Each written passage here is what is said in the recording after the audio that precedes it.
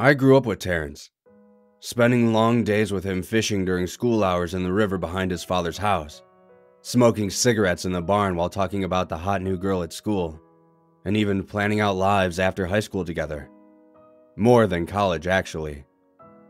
The military life. Terrence came from a family much more stable than mine. He had helped me get through hard times as a child. Times when my father would beat me when he drank 6 too many of the beers he kept in our moldy fridge.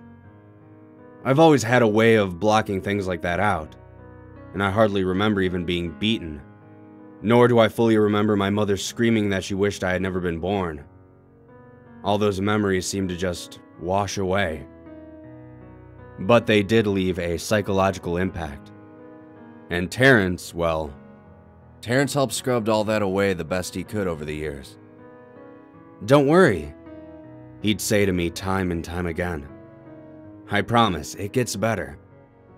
And I believed him. So we joined the military together, Terrence and I. I had learned more in the military than I had ever learned in my entire life.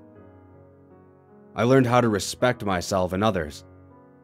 I learned how to navigate, how to relay messages coded and uncoded. And most importantly, how to survive. We were stationed overseas for quite some time, longer than most. And one day, driving along a sandy-colored road, the tires of our vehicle kicking up dust in the wind, something happened. Something terrible. An IED. The sound was the first to hit us. A deafening ringing sound bounced all around us. Immediately after, our truck was lifted into the air like a toy, even though it was armored. The entire right side of our vehicle was engulfed in flames, the blast rocking it onto its left 2 wheels. I remember that moment so clearly. The look of surprise and shock in Terrence's eyes as shrapnel punched through the clothing on his back and side, his armor doing very little to absorb the impacts. I'm not sure if my eyes were watering from the smoke or seeing my best friend becoming soaked in blood. I remember crouching over him, shouting to him that he needed to stay with me. "Don't worry," Terrence said, his mouth filling with blood, his life slipping away. "I'll never leave. And remember, it will get better." Those were his last words to me. Soon after, my tour was over and I returned home. But I never was the same person after that. For the most part, I was able to block out his death, just as I had always managed to block out the trauma of my past. But my health suffered greatly because of it. For example, I could no longer enjoy movies. As soon as lights started flashing on screen, I found myself curled into a ball, my mouth frothing, my memory of the last few moments gone.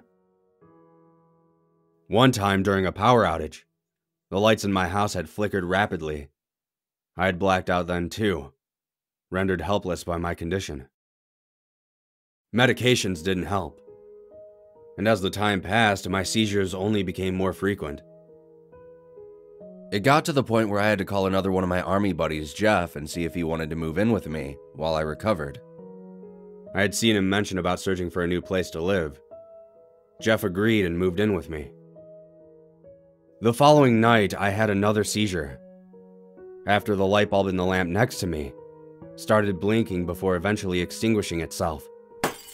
But Jeff was surprisingly cool about it, and helped me a lot by talking me out of my panicked frenzy. Then, the next night, the television sputtered, losing connection with the satellite signal. Jeff once again helped me, but when I came to, there was a frown on his face, and part of me knew he wanted to say something. And to say I felt terrible about placing this burden on him would be an understatement. The third time it happened, it was a car's brake lights in traffic. Jeff pulled over to the side of the highway while I recovered. "Look," he said, his hand on my shoulder. "I don't know what's going on, but I think someone is messing with you." "What do you mean?" I croaked, still trying to recover. "Because," he said, Those flashing lights weren't random. It's a code. It's Morse code. I knew before he even told me what the message said. It doesn't get better. I knew at that moment I didn't have epilepsy. Instead, my mind was desperately trying to block something which resulted in epileptic seizures. My mind was trying to block out Terrence and his message that after death, it doesn't get better.